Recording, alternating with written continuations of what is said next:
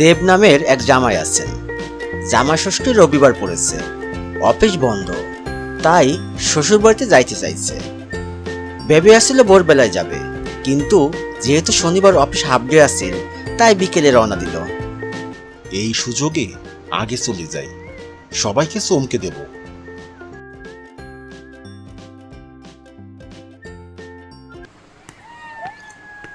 Train, টোটো, নৌকা সব পার হইয়া দেব নদীর ঘাটে পৌঁছাইল। সন্ধ্যা হইয়া গেছে।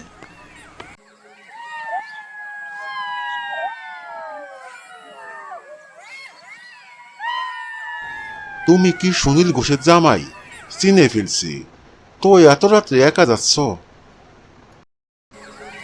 ভাবলাম সবাইকে চমকে দেব, তাই কাউকে বলিনি। এই সময়ে টোটো কম চলে, যদি না পাও ফোন করে কাউকে ডেকে নিও। একা হেঁটে যেও না, রাস্তাটা ভালো না। দেব হাঁটতেছিল, হঠাৎ এক লোক দাঁড়ায় আসছিল, হাতে হারিকেন আর এক হাতে মাছ নিয়ে। ও দাদা, মাছ বিক্রি করবেন? এই মাত্র ধরেছি, একদম টাটকা, দামও কম, মাত্র 300 টাকা। 200 টাকা হলে নেই। আচ্ছা দেন, নিয়ে যান।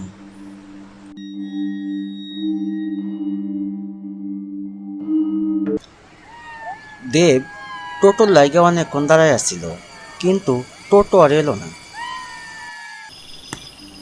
চলো হাঁটতে থাকি, মোবাইলের আলো জ্বালালাম।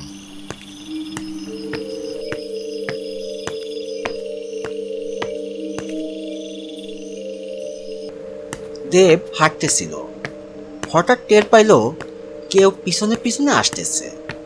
সে দাঁড়াইল, ছায়াও দাঁড়াইল। সে হাঁটল, ছায়াও হাঁটল। কে ও?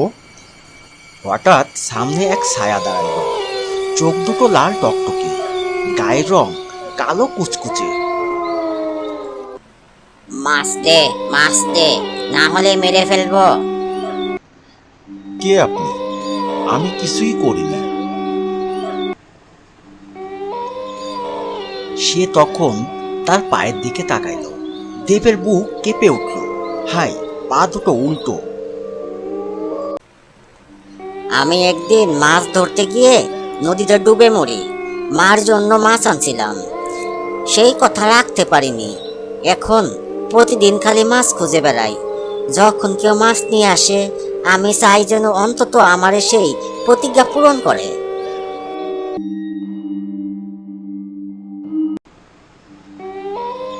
ভূত মাছ খাইতে লাগলো, আর দেব পালাইতে চাইল।